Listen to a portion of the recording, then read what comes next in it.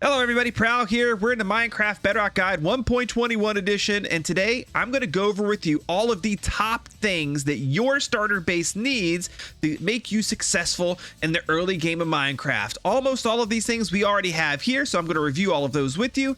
And then I have a very special one at the very end. No, it's not a wandering trader. Don't worry, I'll get rid of him. We can't have any riffraff around here.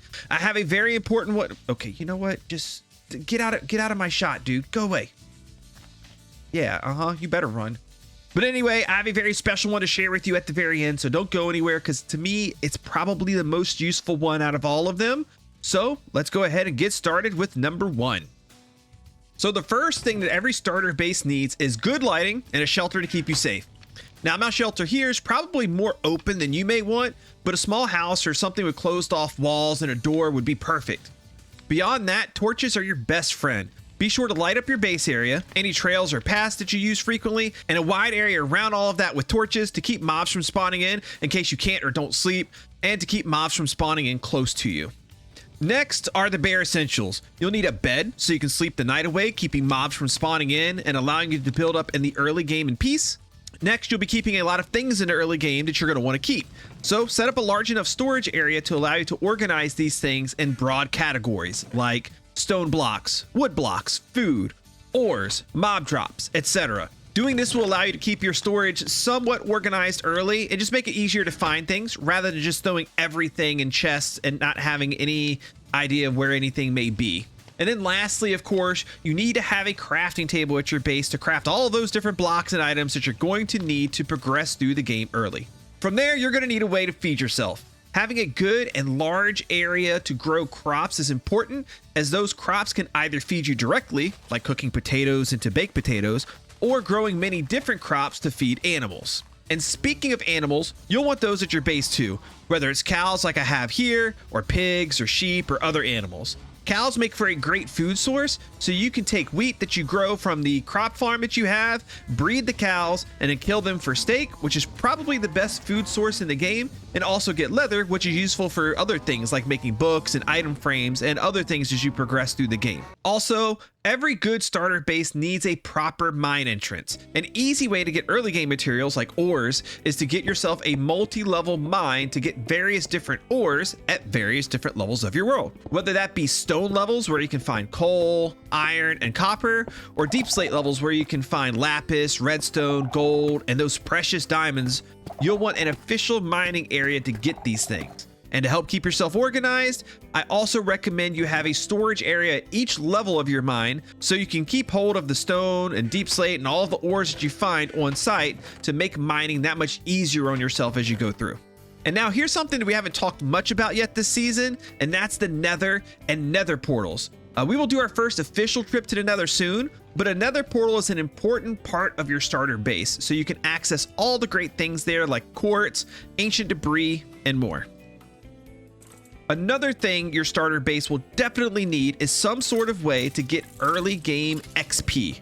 Something like this mob spawner farm I have here will keep your XP bar full without you needing to travel around far to get it. And once you have that XP, you're going to want to spend it at an enchanting table setup like this, so you can get some quick and easy early enchants on your starter gear. Also, don't forget to add an anvil for combining pieces of gear together and a grindstone to remove enchants when needed. And last but certainly not least, and maybe most important, this leads us to what I don't currently have as part of my starter base here, which is a simple early game automatic furnace system. We have tons of ores that we've collected when we were doing a lot of our mining earlier. We got some there, and we have some up here too, a lot of copper especially. And I also have a lot of food to cook down here as well. So instead of manually plugging these into a furnace or smoker or blast furnace or whatever, it would be a lot easier on us if we could automate this process.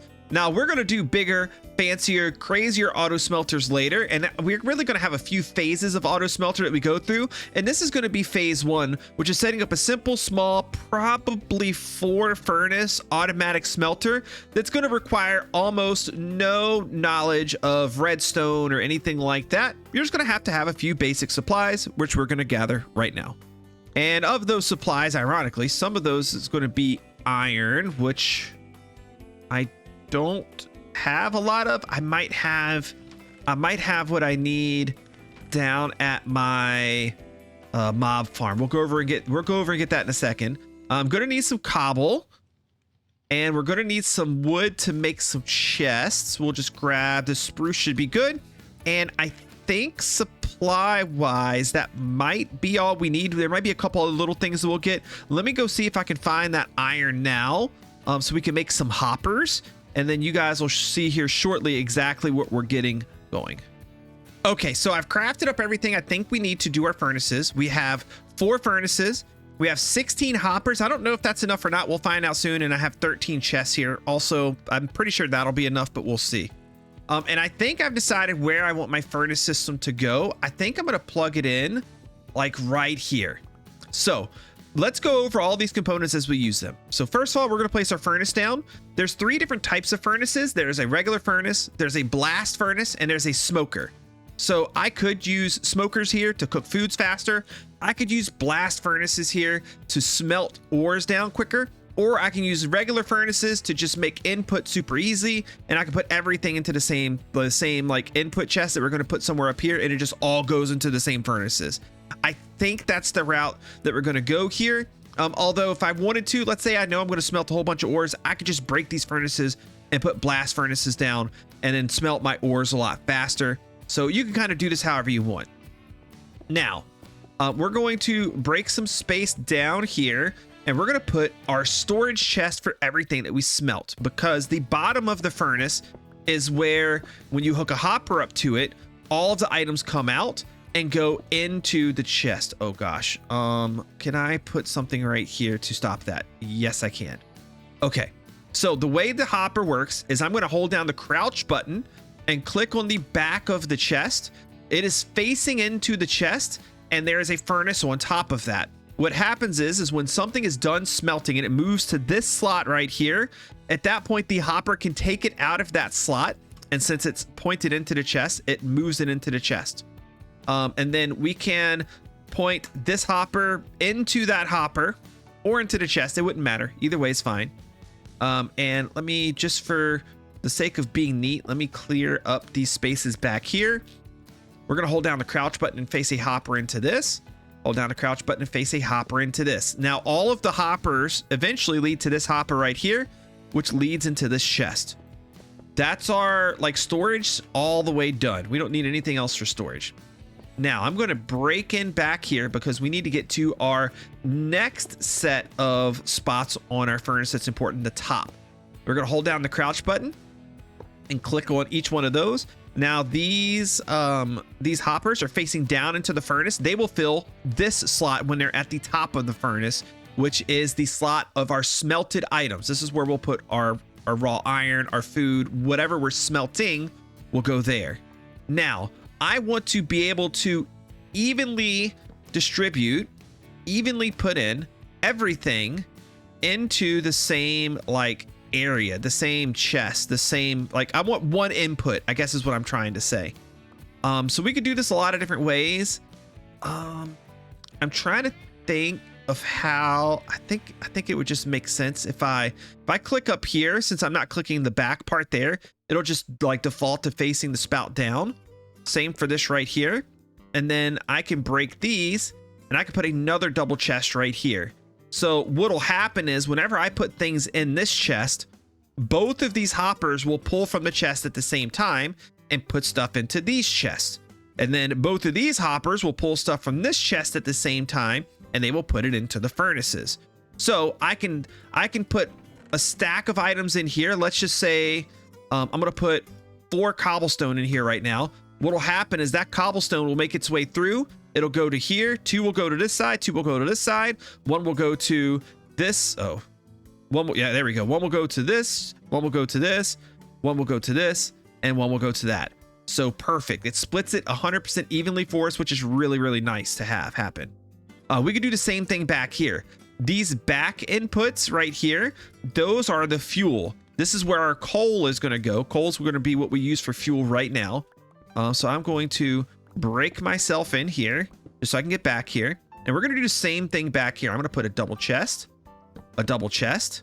And I think here I'm going to do something a little bit different. It's going to require me to spend a little bit more iron on hoppers, but as you guys saw, I have a lot of it that we got earlier. I am not poor for iron at all. I am a little poor for chests right now, so let's do this. Make 9 more hoppers. And the reason why I'm doing this way is I want it to be kind of easy to just input all my fuel, and I don't want to have to like reach behind here to do it. So this is what we're going to do. We're going to point you down, you down, you down, and you down. I'm going to put a chest, I think. Oh, I need another chest. Actually, we don't need these hoppers here. You take those out. We're going to put a double chest right here. And actually, I think we're just going to leave it like this. I was going to run it to the front, but I messed around with it a little bit. I didn't like how any of it worked out without using a ton of hoppers, which I don't feel like doing for an early game system. So this is how this system's going to work. Let's show you exactly what's going on here. I'm going to come over here and let me get rid of just a lot of this extra stuff in my inventory real quick. Let's get all of our coal. Maybe we'll leave a stack of coal blocks. Let's check all of our hoppers here just to make sure we don't have extra blocks sitting in here, which we do. Okay. So now I just go into this chest. I throw all the coal in here that I want to use for fuel. That should be more than enough for all of the smelting that we need to do.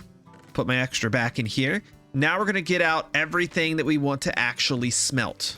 Now I'm going to start this in order of like what's most important to smelt. I probably want iron first. So we're going to grab all the iron and then gold. And then all of our iron, we're just going to dump in up here. And you're going to see it kicked on right away.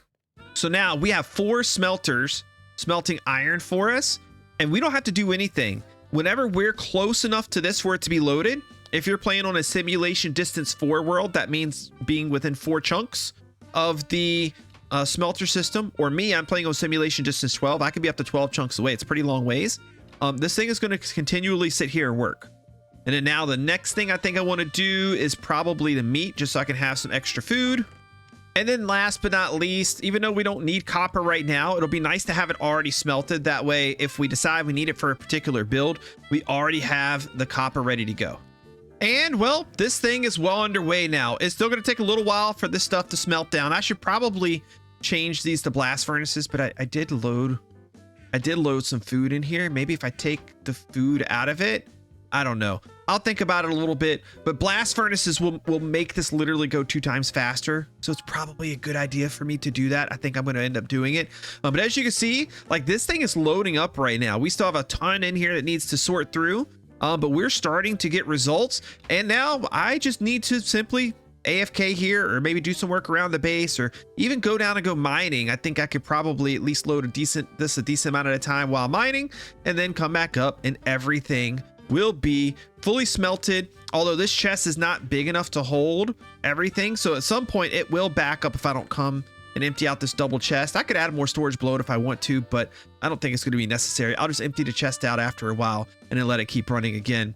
But hopefully this gave you an idea of all the great, amazing things that you need to put at your starter base. Did I miss anything? Do you have any other like recommendations for things that should go to starter base? I'd like to know down in the comment section below if I missed some things that maybe you like to use personally. If you enjoyed this episode, I would love it if you click the like button. It helps out a whole lot in getting the video discovered by more people. And if you're not subscribed to the channel yet, could you help a prowler out by clicking the subscribe button?